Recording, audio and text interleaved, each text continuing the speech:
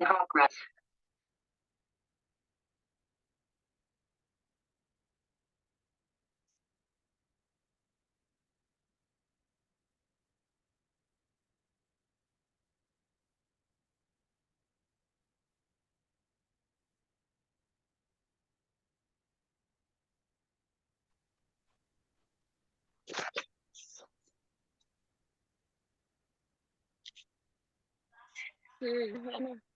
गुरु ब्रह्मा गुरु विष्णु गुरुदेव महेश्वर गुरु साक्षात् परब्रह्म तस्मै श्री गुरुवे नमः।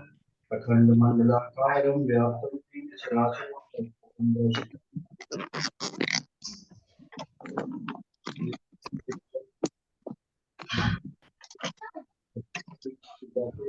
अरे मैं कैसी लग आपने कैसे समझा? आगे फिर लगाएंगे।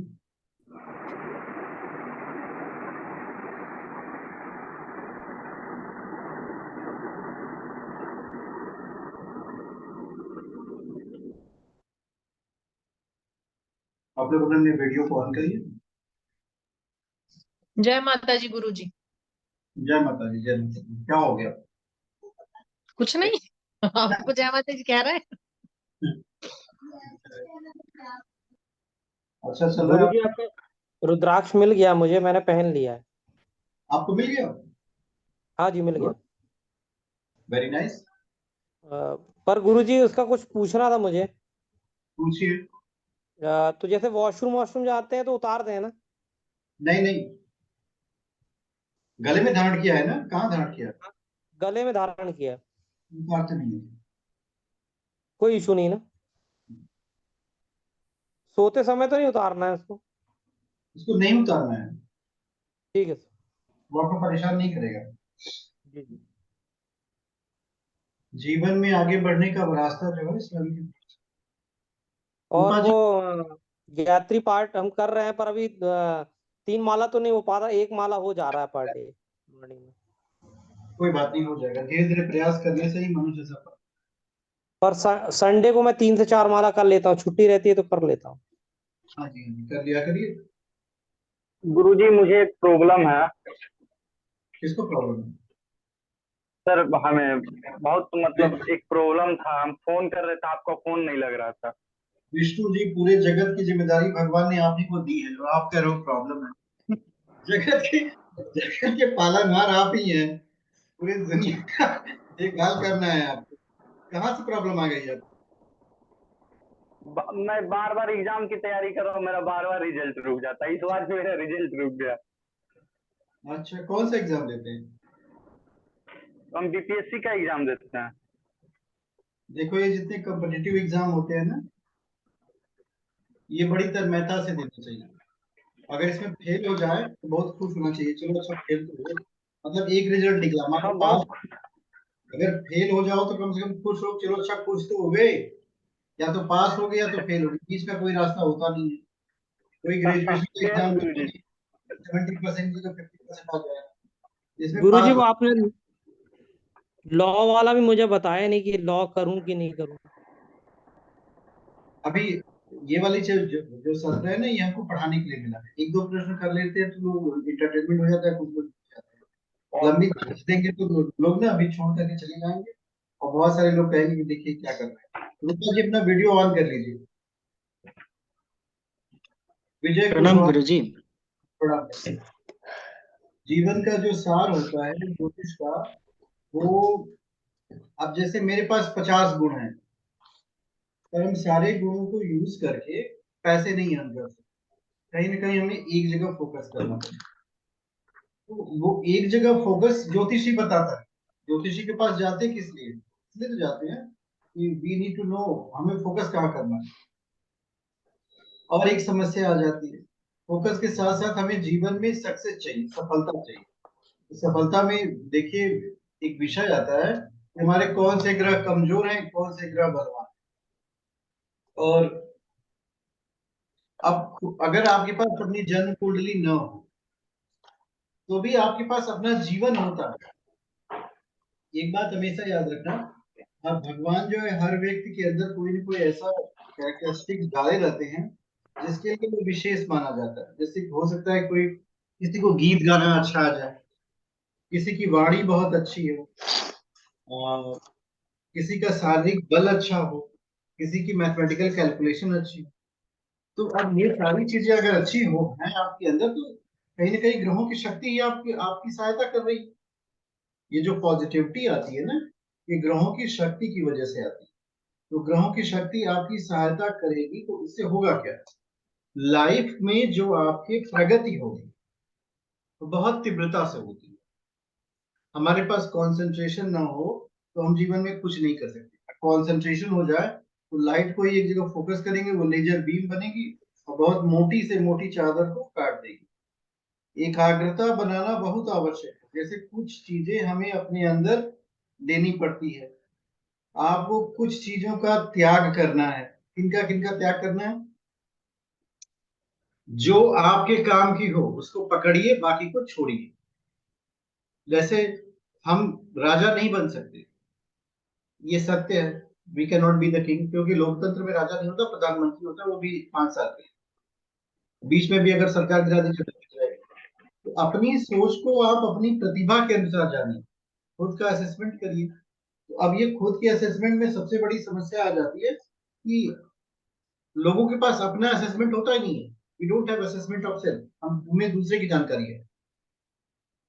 और जब आपके पास सेल्फ असेसमेंट नहीं होगा तो जीवन में बहुत समस्या आपके आएगी, इतनी समस्या आएगी कि आप उनसे निजात नहीं पा सकते। अब तक के विषयों में हम लोगों ने जो पढ़ा है वो ये पढ़ा है, कुंडली के 12 भाव होते हैं। सबको क्लियर हो गया कुंडली में कितने भाव होते हैं? 12। राशियां कितनी होती हैं? 12। 12 जी। 27। नक्षत्र 27 होते हैं। 27। 27। और एक और नक्षत्र होता है, उसको भी बता देना हाँ। चाहिए, नक्षत्र अभिजीत। तो इससे क्या होगा, कोई कंफ्यूजन किसी के दिमाग में नहीं आएगी। कोई आपका टेस्ट लेगा, कोई एक अच्छे ज्योतिषी का गुण होता है कि वो कॉन्टिन्यूअस बोलता है। सर 27 नक्षत्र के बाद आपने क्या बोला सर? एक दीपक जी एक्स्ट्रा होता है। एक्स्ट्रा होता है 28वां नक्षत्र अभिजीत, नोट कर लीजिए। अभी क्या करना है हम लोगों को? हम लोगों को 12 राशियां, 12 भाव, 27 नक्षत्र, और ये जो 9 ग्रहों को हम लोगों ने पढ़ा है ना, अब ये 9 ग्रह विभिन्न भावों में कैसा कैसा फल देते हैं। जैसे कुल कितने लग्नों की कुंडलियां बनती हैं? 12 लग्न की। 12 लग्न से 13 लग्न नहीं, 12 लग्न की ही कुंडली बनेगी। अब 12 लग्न की आपने कुंडली बना ली। अब उस व्यक्ति के बारे में अगर आपको विश्लेषण करना है तो 12 लग्न में अगर कहेंगे तो नवम भाव में 12 राशियां ही आएंगी, कुछ और आएगा। जो नौवां भाव है व्यक्ति का, उसे भाग्य भाव कहते हैं। तो भाग्य भाव में कोई ना कोई राशि आएगी। तो उस राशि का जो स्वामी होता है, नवम भाव की राशि का स्वामी, उसको कहते हैं भाग्येश, भाग्य भाव का स्वामी। किसी भी व्यक्ति का जीवन भाग्येश बहुत हद तक निर्धारित कर देता है। इसके पीछे का कारण क्या होता है कि भाग्येश जो है व्यक्ति की, ये भाग्योदय को बताता है कि कौन सी अवस्था में उस व्यक्ति का भाग्योदय होगा। तो जब उसने भाग्योदय को बता दिया तो एक तरह से समझ लो एक चीज तो जीवन की फिक्स हो गई। दूसरी चीज कि बहुत सारी चीजें जो होती हैं हमारी कुंडली में तपोबल से आती हैं। तप जो है 3 तरह के होते हैं। जैसे होता नहीं, कुछ लोग कहते हैं हम योग कर रहे हैं, हम ध्यान कर रहे हैं, तो क्या इस योग और ध्यान का उस व्यक्ति के जीवन पे प्रभाव नहीं पड़ेगा? बिल्कुल पड़ेगा। ये योग और ध्यान भी उस व्यक्ति के जीवन को प्रभावित करेगा। कोई भी व्यक्ति जितना योग और ध्यान करेगा, उससे होगा क्या? पहला बेनिफिट होगा, उतने समय तक वह बुराइयों से बचा होगा।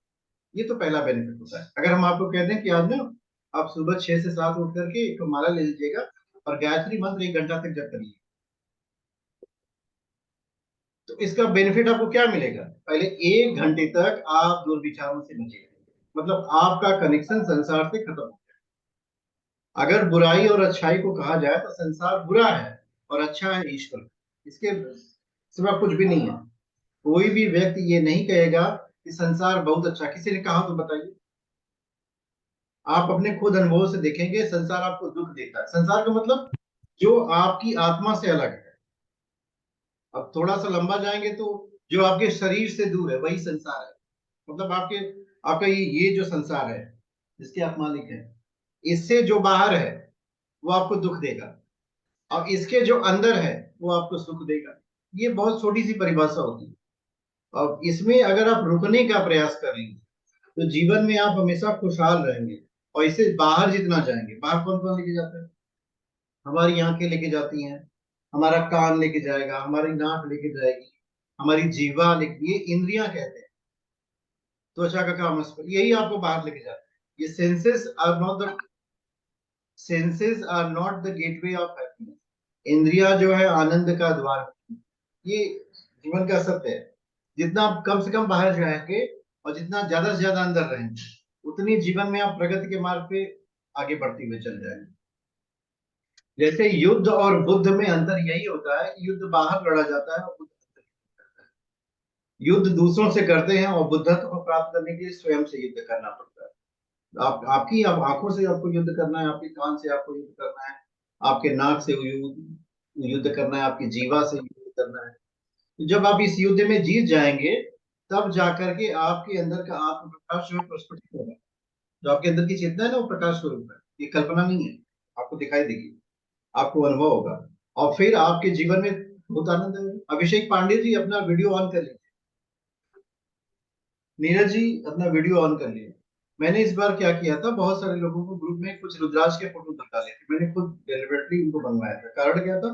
रुद्राक्ष हमारी एनर्जी को बहुत पॉजिटिवली अफेक्ट करता है, नेगेटिवली अफेक्ट नहीं करता। हमारे जो ऊर्जा के क्षेत्र होते हैं उसमें से कहीं भी नेगेटिविटी आएगी, उसको वो एब्जॉर्ब करता है, उसमें पावर हो। आप कभी पहन के देखिएगा, मेरे पास भी एक रुद्राक्ष की माला है, हम निकाल देते हैं तो मुझे दूसरी फीलिंग आती है, पहन रहती है दूसरी फीलिंग आती है। तो अपनी इच्छा अनुसार जब भी किसी के पास नहीं होगा तो हमको व्हाट्सएप करिएगा, हम आपको भेज देंगे। अभी मैंने उसको डिस्काउंटेड कर दिया, ओनली 200 बार पे किसी भी मोबाइल आपकी कुंडली को चेक करके, मेरे पास 2 से लेके 9 तक है, उसमें से कोई भी आपको भेज देंगे एज पर योर को। आप उसको अटैच करके पहनेंगे तो एक तो आपके पास के कर्मास होंगे, माइंड में फोकस आएगा, कंसंट्रेशन आएगा, मेन इंपॉर्टेंट थिंग होगी कि आपके पास धन आएगा, वेल्थ। मनुष्य की सारी समस्याओं की जड़ के मूल में धन। धन आना जिस दिन बंद हो जाता है उस दिन आपको लगेगा कि जीवन में बहुत बड़ी समस्या हो गई। धन आ रहा है, बहुत अच्छा है, क्योंकि जाने का प्रोसेस तो निःशुल्क है, आने का प्रोसेस आपको बनाना पड़ेगा। गुरु जी सादर प्रणाम। आज की क्लास की किस विषय पर आधारित है? आज की क्लास आपके भाग्योदय के समय को बताएगी। अभिषेक जी, आज की क्लास आप पढ़ेंगे तो आपको अपने भाग्योदय का समय पता चलेगा कि हमारा भाग्योदय कब होगा।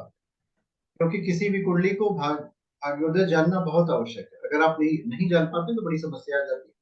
क्योंकि कोई भी व्यक्ति यही जानना चाहेगा ना, मेरा भाग्योदय कब होगा, कब मेरे जीवन में अच्छा समय है। हरिओम प्रभु। बहुत अच्छा चल रहा है। हाँ, तबीयत तो बहुत अच्छी चल रही है। नहीं नहीं, बहुत अच्छा किया है।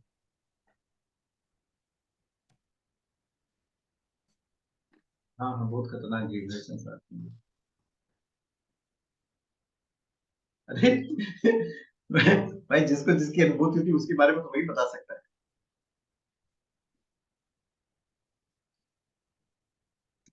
अरे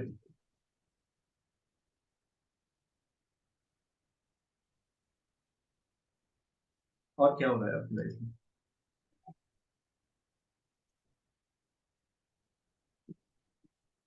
हम्म, चलिए अच्छी। अभी क्लास ले रहे हैं, आप भी आ जाइए, डिस्कस करते हैं इसके बारे में। अच्छा, क्यों, क्या हो रहा है? आपने कोई रुद्राक्ष धारण किया कि नहीं? आप आइए क्लास में, आपको एक रुद्राक्ष भेजते हैं, एड्रेस भेजिए, धारण करिए, पैसे आएंगे। अरे कोई बात नहीं है। सो भाग्येश का समय हर व्यक्ति को जानना चाहिए। आप लोगों को अपना भाग्योदय का समय पता है? नहीं सर। किसी को नहीं पता? सर पता भी नहीं सर, भाग्य है भी एक नहीं हमारा। अपना जो टारगेट है ना वो हमेशा छोटा छोटा बनाइए।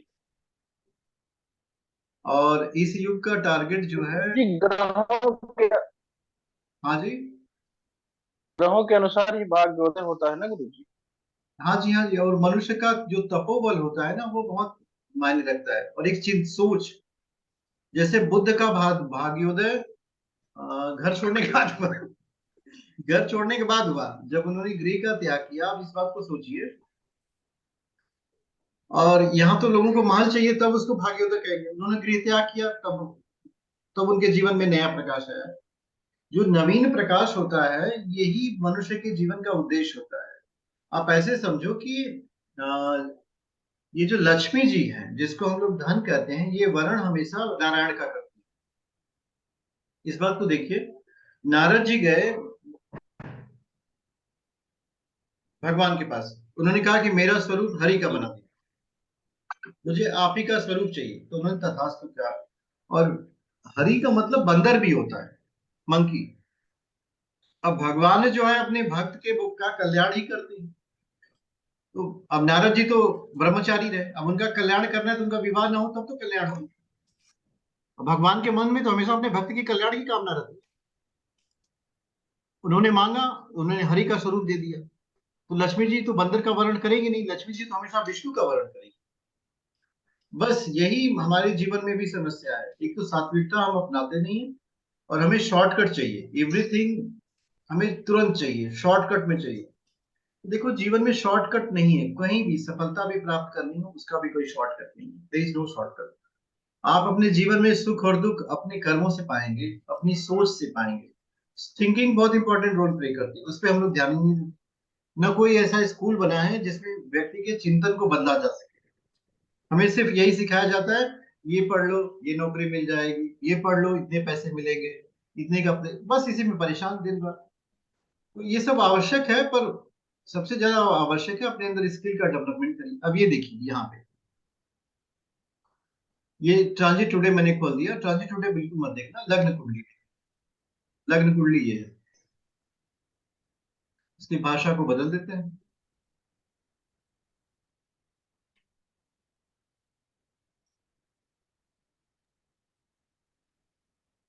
अब ये देखिए, इस लग्न कुंडली के जो नवम भाव का स्वामी, यहां से गिनिए, 1 2 3 4 5 6 7। आप लोग सोचते होंगे कि रोज रोज गिनना क्यों सिखाते हैं, क्योंकि ये मेन पॉइंट है। गिनना हमें आना चाहिए, कहां से गिनती करें। हर कुंडली में गिनती ऐसे ही होती है, एक पहले से शुरू होगा। ये जो नवम भाव है, 9th हाउस, इसमें देख लीजिए कौन सा नंबर लिखा हुआ है। इसमें इस समय लिखा है 12 नंबर। अब ये 12 नंबर राशि होती है मीन, और इसका स्वामी होता है गुरु।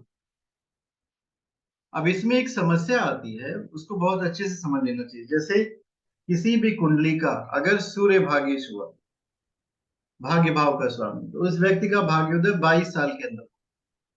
जीवन का जो 22वां वर्ष होगा, उस वर्ष उस व्यक्ति के जीवन में कुछ ऐसी सुखद घटनाएं घटित होंगी, जिससे उसका को लगेगा कि हाँ, बहुत अच्छा चला। एट द एज ऑफ 22, जब वह व्यक्ति 22 वर्ष का होगा, उस समय की यह स्थिति होगी।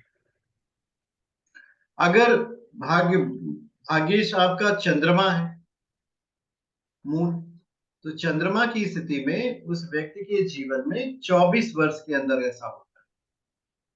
अगर भाग्येश मंगल है तो 28 वर्ष में होता है।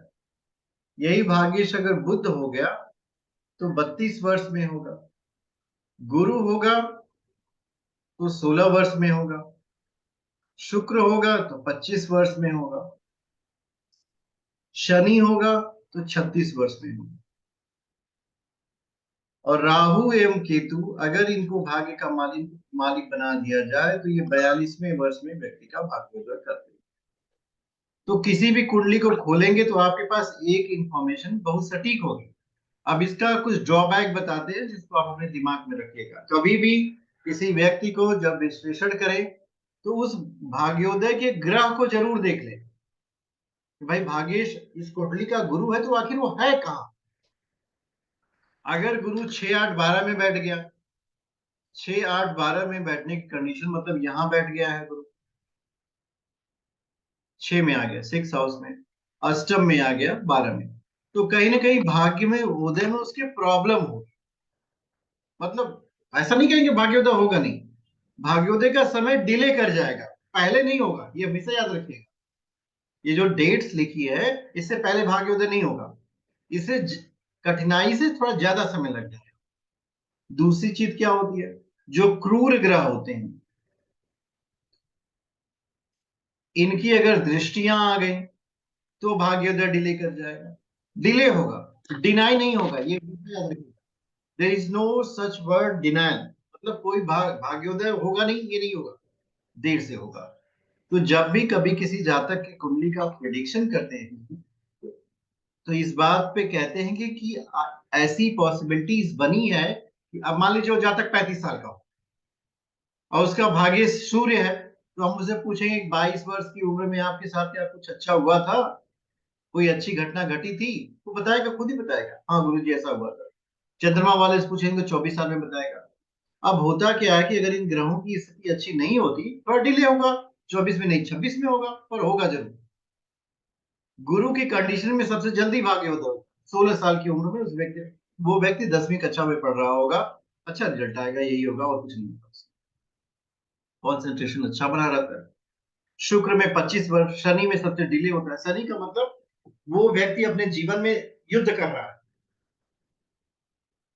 और 36वें साल में आके उसको रिजल्ट मिलेगा, कुछ न कुछ बहुत बेहतर उस व्यक्ति के जीवन के साथ 36 साल की उम्र में होगा। और राहु और केतु किसी कुंडली में भाग्यश नहीं बनते, हमेशा ध्यान रखिएगा इस बात। हमने 12 लग्नों की कुंडली बनाई, राहु केतु को किसी राशि का मालिक नहीं बनाया। शनि 36 में, शुक्र 25 में, गुरु 26 में, बुध 32 में, मंगल 28 में, चंद्रमा 24 में और सूर्य 22 में। तो किसी भी कुंडली का खोल करके एक प्रेडिक्शन आपके पास ये हो जाता है, जिसको आप स्पेसिफाई कर सकते हो कि नहीं आपके साथ यही घटना इस समय घटित होगी। तो ये है भाग्येश का रोल। भाग्येश को समझने के लिए जो मूल बात समझनी है वो राशियों के स्वामी को समझनी पड़ती है। अगर आप राशियों के स्वामी को समझ पाते हैं, दो लोग जो है राशियों के स्वामी को कैसे समझना है, राशियों के हमारे पास कुल 12 राशियां, उन 12 राशियों में अगर आप ध्यान से देखेंगे तो सूर्य और चंद्रमा के पास केवल एक एक राशि है। सूर्य कर्क राशि का मालिक नहीं है, सूर्य सिंह राशि का मालिक है और चंद्रमा जो है कर्क राशि का मालिक। बाकी जितने हैं देखिएगा उसमें सबके पास दो दो मिल जाते हैं, मतलब सबके पास दो घर, सिर्फ सूर्य और चंद्रमा के पास एक एक। ज्योति जी, अच्छा चलिए कोई बात नहीं, हम लोग वीडियो ऑफ ही करते हैं। तो उससे होता क्या है कि व्यक्ति का जब आप भाग्योदय बता लेते हैं, अब एक इसमें और भी आपके आवाज मेरी बिल्कुल नहीं आ रही है, किसको किसको नहीं आ रही है हाथ उठाए। आवाज आ रही है गुरुजी? आ रही बहुत अच्छा, very good। अभी क्या करना है कि अपने अपने भाग्य को ढूंढिए, भाई दूसरे पे प्रयोग करने से अच्छा है खुद पे ही प्रयोग करें और उस भाग्य को मजबूत करिए। गुरुजी आवाज नहीं आ रही। बिल्कुल नहीं आ रही है, मेरी आवाज कहाँ चली गई, किसको किसको मेरी आवाज नहीं आ रही है? गुरुजी मेरा आ रही है सर। आ रही है। ठीक है गुरु जी, ठीक है।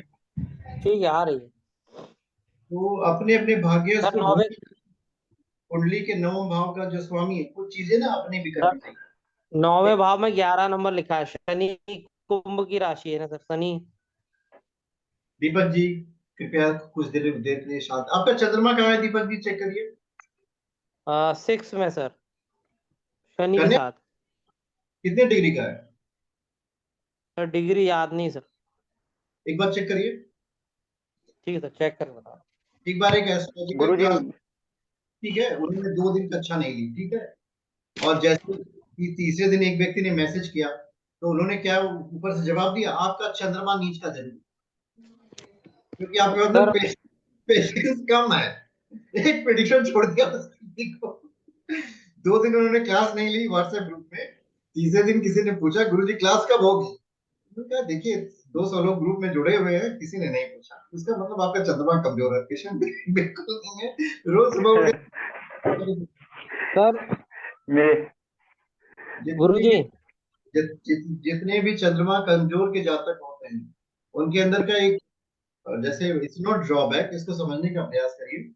जीवन में धैर्य की कमी, जो पेशेंस होता है, इसकी कमी चंद्रमा की स्थिति को बताएगी। कितना ज्यादा आपके अंदर पेशेंस होगा, धैर्य होगा, चंद्रमा उतना ही मजबूत। मतलब मन की शक्ति से रिलेटेड होती है। अगर कुंडली में कहीं ना कहीं चंद्रमा कमजोर हो जाता है तो अनुशासित जीवन नहीं आ पाता। अगर कोई कह दे भी भाई बीच में मत बोलना, तो भी मतलब माइंड बोलेगा, वो तो कमजोर है ना, कोई उस पर असर नहीं हुआ। हाँ, धीरे धीरे प्रयास करेंगे, नहीं बोलना नहीं बोलना, नहीं बोलेगा, फिर आपका चंद्रमा मजबूत होता हुआ चला जाएगा। दो को तो हमेशा मजबूत करना चाहिए। जैसे अपने जीवन के जितने हिस्से होते हैं उन हिस्सों में बैठ करके अपने मन को मजबूत करना। मन कैसे मजबूत? मन एकाग्रता से मजबूत होता है, मन कम बोलने से मजबूत होता है।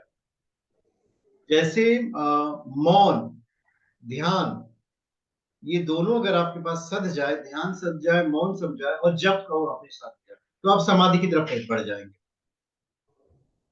जप, मौन और ये ध्यान, ये समाधि की सीढ़ी होती है। ये 3 सीढ़ी पे जैसे ही आपने पाँव रखा तो आप समाधि की तरफ पहुंचेंगे।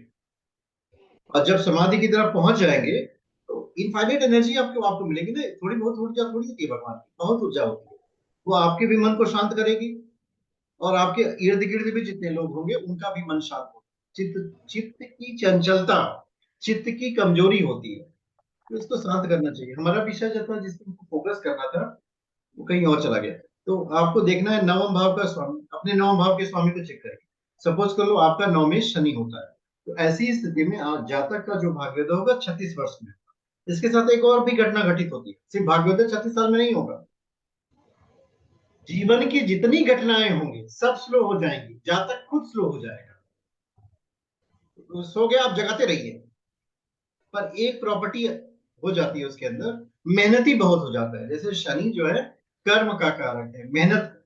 जैसे किसी व्यक्ति का गुणधर्म आप बताएंगे ना, अब शनि को अपने भाग्य देख लिया, अब उस व्यक्ति का गुणधर्म उससे तो मिलेगा। भाई आप थोड़ा काम जो है बहुत मेहनत से करते हैं, ये मत बताइए कि आलसी। जब भी एक ऐसा एस्ट्रोलॉजर का पॉजिटिव एस्पेक्ट होता है, वो नेगेटिव पॉइंट पे बहुत फोकस नहीं करता। ये बात जान लीजिएगा। अगर आप नेगेटिव बोलना शुरू किए तो प्रॉब्लम हो जाएगी, मत बोला करिए जीवन में। हर व्यक्ति के अंदर ये कुछ अच्छे गुण होते हैं, उनको हमको बढ़ाना है। आप मेहनती बहुत होंगे, जैसे ही कहेंगे तो हाँ मेहनत बहुत करते हैं। शुक्र का के जातक की कंडीशन में 25 वर्ष की उम्र में भाग्य हो गया। अब शुक्र की जो प्रॉपर्टी है, शुक्र है आकर्षण, तो देयर विल बी आकर्षण। उस व्यक्ति के अंदर रोमांस भरा होगा, आकर्षण भरा होगा। लाइफस्टाइल में भी वही चीज आएगी, ऐसा नहीं कि जीवन में नहीं है, उसके जीवन में भी वही भावना भरना शुरू हो जाएगी कि नहीं मुझे आनंद लेना है, मुझे खुशहाल लेना है। शुक्र जो है उसको बोलते हैं भोग और विलास का कारक है। जैसे भोग और विलास ज्ञान के बाधक होते हैं, मतलब आपकी बुद्धि जो है उसमें नहीं खुलेगी। बुद्धि खोलने का काम शुक्र नहीं कर सकता, क्योंकि शुक्र की आंखें भी एक होती हैं। भगवान ने एक फोड़ दी थी शुक्राचार्य की, क्योंकि वो बुद्धिमान इतना ज्यादा लगा रहे थे, तो भगवान ने भी लगाया एक पतला सा वो घास आती है, डाल दिया उसे स्ट्रॉ में, लग गई उनकी एक आंख में, फूट गई। तो इस वजह से वो काफी कुछ प्राप्तियां नहीं हो पाती। और इसके अलावा जो गुरु वाले जातक होते हैं, जैसे गुरु देखिए 9 भाव का स्वामी आपके हुआ, भाग्योदय तो 16 साल की उम्र होगा। अब जितना आप धर्म का कार्य करेंगे, दान करेंगे, तप करेंगे, ध्यान करेंगे, जप करेंगे, उतना जीवन आपका अच्छा चलेगा। जैसे होता नहीं कि हमारी शरीर की रीढ़ की हड्डी है, निकाल दीजिए कुछ नहीं बचेगा, उसी तरह भाग्येश को अगर आप कमजोर करेंगे तो आपके जीवन में कुछ नहीं बचेगा। भाई वो आपको पर ये भाग्य का मतलब कर्म विहीन फल मत समझा करिए, और न किसी को समझाया करिए कि आपके भाग्य में ये नहीं है, इसका मतलब, क्योंकि भाग्य is also the Karma past. भाग्य उसी को कहेंगे ना, यही सामान्य से डिफिनेशन में हो जाता है, बताया जाता है कि भाई हमारे भाग्य में ये नहीं है, इसका मतलब। और एक बात ये है कि भाग्य और दुर्भाग्य ये व्यक्ति के चिंतन पे निर्भर करता है, आपकी सोच क्या है। किसी व्यक्ति के लिए मृत्यु जो है दुख का कारण होगी, और यही मृत्यु योगी के लिए सुख का कारण होती है। वो समाधिस्थ हो गया, उसको मुक्ति प्राप्त हो गई। तो ये व्यक्ति के चिंतन पे भी निर्भर करता है कि व्यक्ति सोचता कैसे है, और व्यक्ति की सोच जो है उसके कर्म पे निर्धारित करती है कि व्यक्ति काम कौन सा करता है। ये बात बिल्कुल मान लीजिएगा। जैसे action affect the thought, and thought affect the action. विचार आपके कर्म को प्रभावित करेगा, कर्म आपके विचार को प्रभावित करेगा। अगर आपका कर्म लोगों की सेवा भावना है, देखिएगा आपके विचार भी सेवा की है। और अगर आपका कर्म जो है लोगों को नुकसान पहुंचाता है, विचार भी नुकसान क्या है। तो ये दोनों जो है को रिलेटेड होते हैं, इंटर रिलेटेड होते हैं। अब विचारों को अगर समझना हो तो व्यक्ति की राशि को समझने चली जाएगी और लग्न को देखने चली जाएगी। और सबसे अच्छी स्थिति होती है ये जो पंचम का स्वामी है, 5th हाउस का लॉर्ड, जो प्रेम वाला है ना, ये विचार को बताता है, ठीक बताएगा, क्योंकि हमारा फोकस पंचम पे ही जाता है।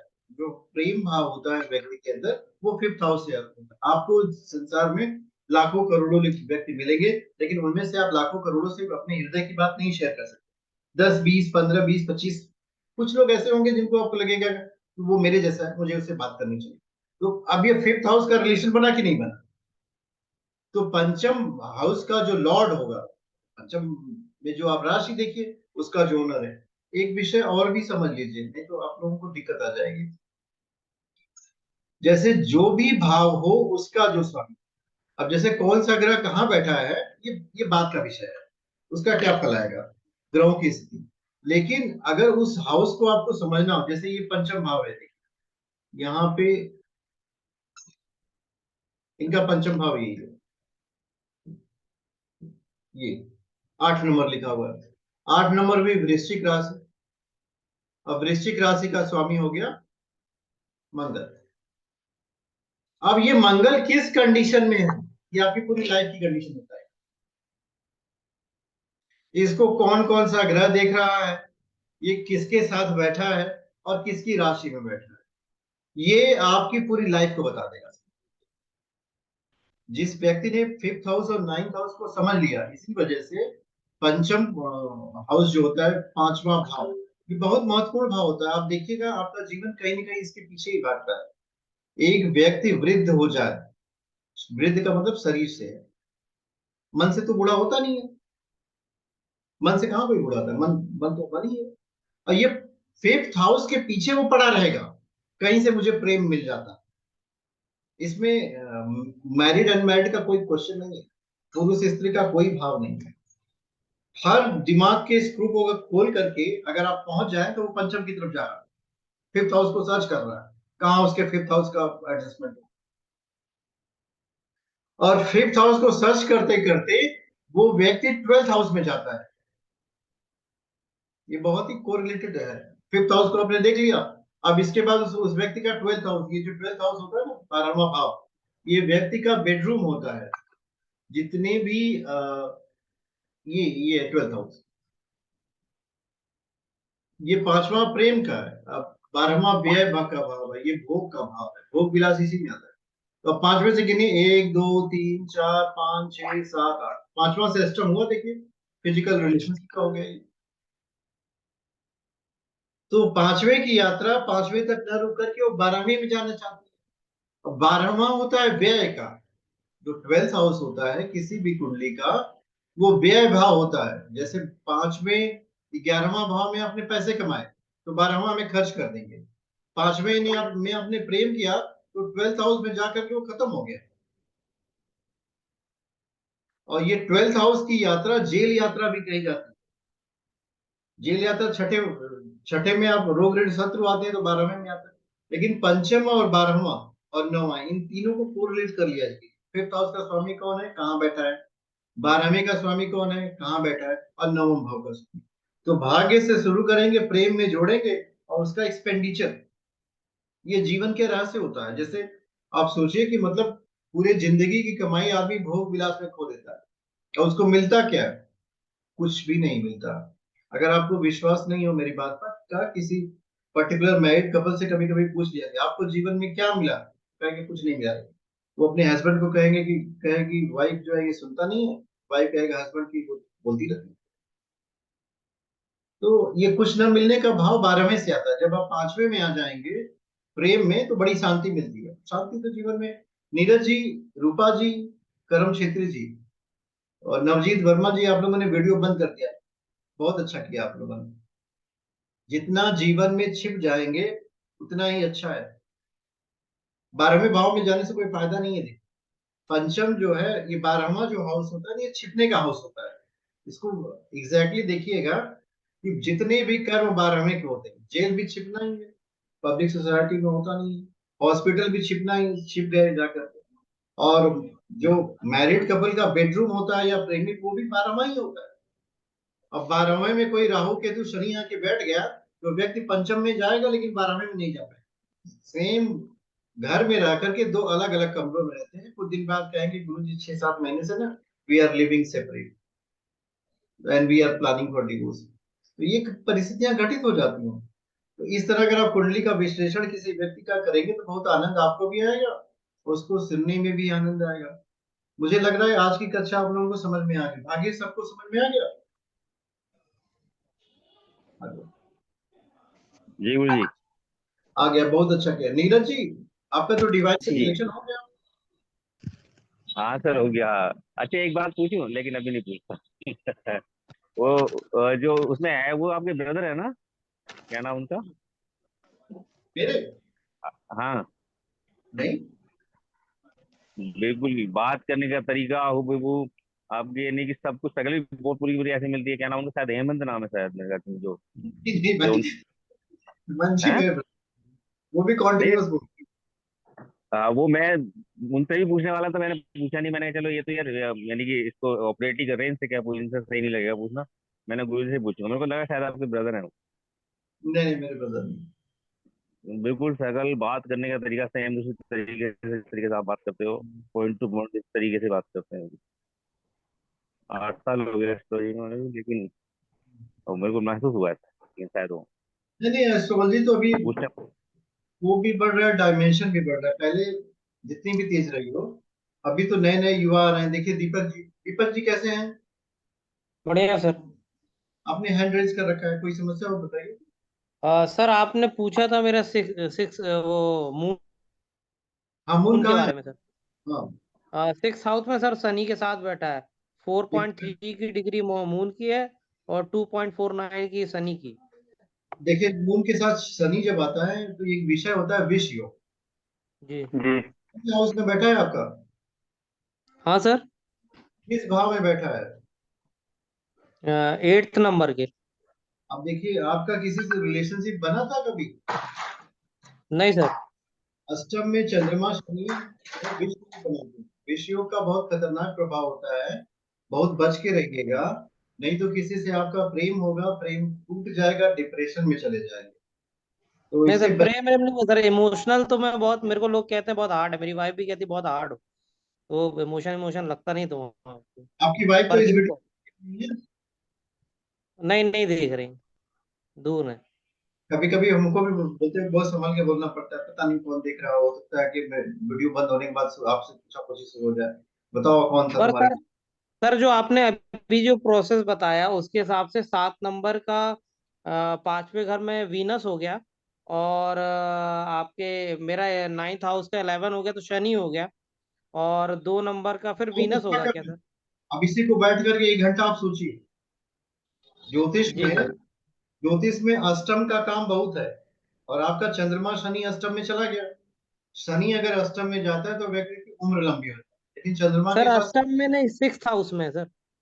आठ 6 नंबर का।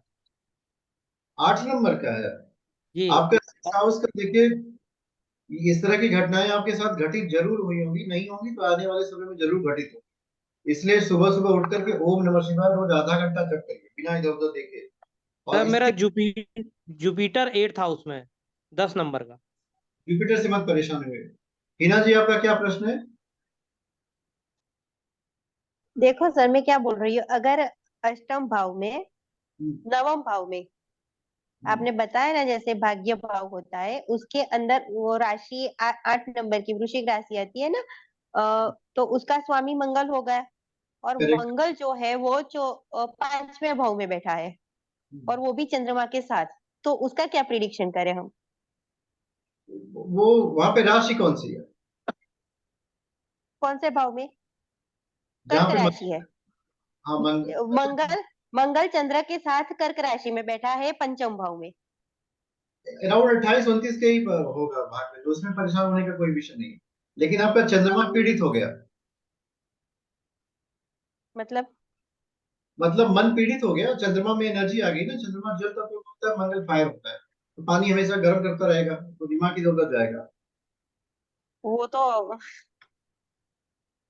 गुरुजी ये जो है ना, देखिए इसको बहुत अच्छे से समझिए। जैसे आप में से जो कोई भी व्यक्ति नित्य जो है भगवान की उपासना नहीं करता, हमारा चंद्रमा भले से कमजोर हो या भगवान, इस पर ध्यान मत दीजिए, लेकिन रोज समय निकाल करके कम से कम आधे घंटे 2-3 मंत्र जो होते हैं उनका जप करिए। पहले एक मंत्र सेलेक्ट करिए। होता क्या है मंत्र जप में 15 मिनट ध्यान लगता नहीं है, इधर उधर भाग रहा है, भागने दीजिए, मन का स्वभाव है भागना। आप सिर्फ मंत्र जप करिए, मतलब कोई क्रिया पे लगे रहिए।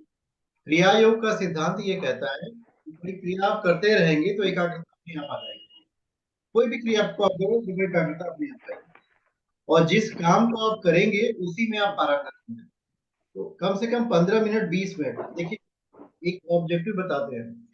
अगर आपके जीवन का ये उद्देश्य हो कि हम बुद्धिमान व्यक्ति बने, हम धनवान व्यक्ति बने, लोग मेरा सम्मान करें, मुझे तो इन 4 चीजों को प्राप्त करने का एकमात्र साधन है कि भाई जिसके पास ये है उस तक आपकी पहुंच। जैसे अगर हम चाहते हैं कि मेरा पंखा भी चले, मेरा एसी भी चले, मेरा एलईडी भी चले, और बाहर का जो कैमरा लगा रखा है वो भी चले, लैपटॉप भी चले, तो मुझे किसके पास जाने की जरूरत? मुझे इलेक्ट्रिसिटी का कनेक्शन लेना है। जब हमारे पास इलेक्ट्रिसिटी का कनेक्शन रहेगा मेरी ये सारी डिवाइसेस चलेगी। ठीक उसी तरह 15-20 मिनट सुबह उठ करके आप जो है भगवान से अपना कनेक्शन बनाइए। शुरू में कमर में दर्द होने लगता है, बैठने में पालती मारने में दर्द होता है, 5 मिनट नहीं बैठा जा सकता। पर जब आप धीरे धीरे अभ्यास करेंगे तो ये 5 मिनट ही कभी 10 मिनट होगा, कभी 15 मिनट होगा, कभी आधे घंटे होगा, और ये घंटों में हो जाएगा। और जिस समय आपके जब का समय घंटों में हो जाएगा, उस समय आपकी आर्थिक स्थिति भी अच्छी रहेगी, आपकी ब्रेन की पावर भी अच्छी रहेगी। जो जीवन में करना चाहते हैं वो आप सब कर लेंगे। अब इसके अलावा कोई शॉर्टकट नहीं। अगर कोई ये पूछे कि tell me some shortcut in the life, कोई शॉर्टकट नहीं है। हमारे सामने दुविधा ये हो गई ना कि जिस समय हम पैदा हुए ना, हमें सिर्फ यही पढ़ाया गया है। और क्या सिखाया गया? लिखना और पढ़ना। जिन विद्यालयों में हमारी पढ़ाई करी गई है वहां कैरेक्टर फॉर्मेशन नहीं है, सिर्फ लिखना और पढ़ना सिखाया। We are the information processor, हमारे पास सूचनाओं का संग्रह है, हमारे पास जानकारी बहुत है, उसी जानकारी को हम ज्ञान कर लेते हैं। और ये हमारी समस्या का कारण ये है कि ज्ञान जो है जानकारी को नहीं करते, किसी गुण के अभ्यास को कहते हैं। आपने किसी गुण को अभ्यास किया कि हम 15 मिनट आज ना बहुत प्रेम से बात करेंगे उनसे, लोग भी प्रश्न करेंगे, हम सबके प्रश्नों को उत्तर देंगे, बहुत प्रेम से देंगे, दिन भर हम सबसे अच्छे से बात करेंगे। ये अभ्यास होता है। और ये अभ्यास तब सतत हो पाएगा जब आप भगवान से मिलने की कोशिश करेंगे। आधा घंटा सुबह उठ करके अपने आप को रिचार्ज करेंगे, तब जाकर के। अब इसमें कहिए कि मेरे पास टाइम नहीं है, भाई अच्छे कामों के लिए आपको समय निकालना पड़ेगा। जैसे जिम में जाकर के लोग आज एक्सरसाइज करके अपनी बॉडी को फिट कर रहे हैं, अपने मन की एक्सरसाइज कर। शरीर होता है, मन होती है, आत्मा होती है। शरीर भोजन क्यों चाहिए, मन को अच्छे विचार चाहिए, आत्मा को भगवान का ध्यान चाहिए। नहीं देंगे तो कमजोर हो जाएंगे और फिर जीवन में तमाम समस्या आएंगी। कभी राहु परेशान करेगा, कभी केतु परेशान करेगा, कभी शनि परेशान करेगा। बस वास्तव में परेशानी के मूल में आप ही विद्यमान है, आप कुछ कर नहीं रहे। राहु केतु शनि आपको इसलिए परेशान कर रहे हैं कि आप भगवान के पास ले जाएंगे। जितना जल्दी जाएंगे वो परेशानी से आपको छोड़ देंगे। इसका अभ्यास करिए, रोज आधे घंटे जप करिए। एक अच्छे ज्योतिषी बनना चाहते हैं तो आधा घंटा सुबह बैठ के एक माला ले लीजिए। माला नहीं तो हमें बताइए, हम भेज देंगे, लेकर के जप करिए। जप करेंगे माला तो है, माला तो है मेरे पास। तो माला लेकर के जप करिए खूब।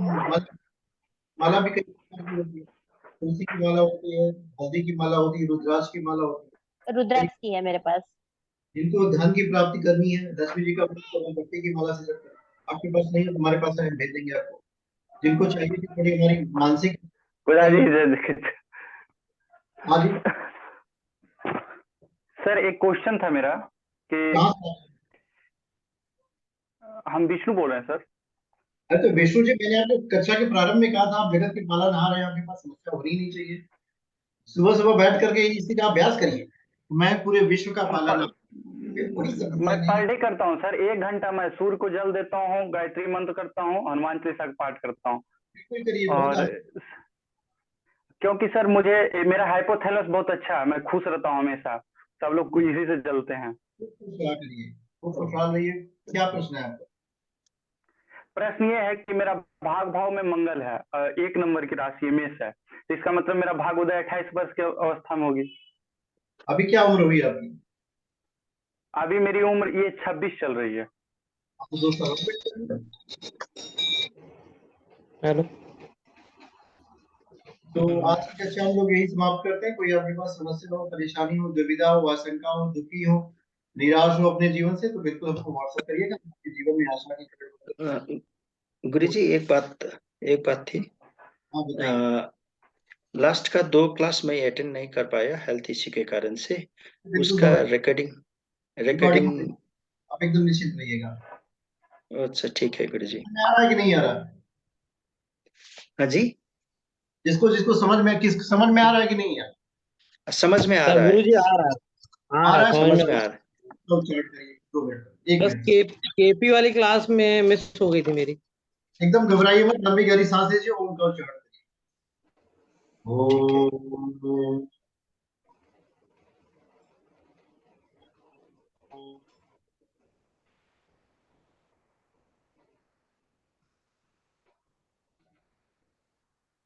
फिर से लंबी गहरी सांस लीजिए। ओम।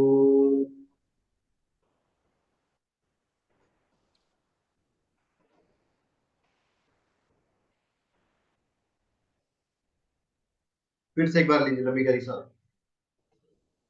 ओम।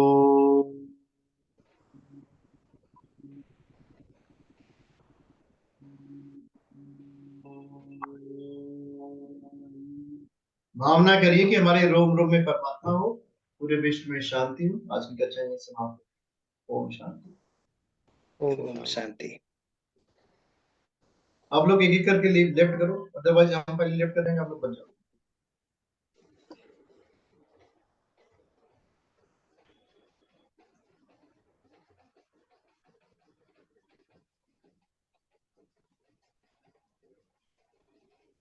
सर वो आपने वो हमारे वाले रुद्राक्ष भिजवा है कि नहीं?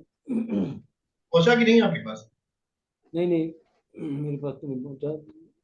नहीं पहुंचा, चंडीगढ़ में भिजवाया है। कौन सा रुद्राक्ष? सिंगल रुद्राक्ष? दोबारा हाँ वो जो नहीं भेज, हाँ हाँ हाँ आपने एड्रेस भेजा नहीं, वो आपके पास नहीं भेजा, फिर से एक बार भेज दीजिए एड्रेस। ठीक है जी, ठीक राइट सर राइट। उधर मोबाइल वाला था ना? हाँ जी क्लास आपने अटेंड की थी 99 में। मतलब चलो कोई नहीं, मैं बाद में बात करता हूँ।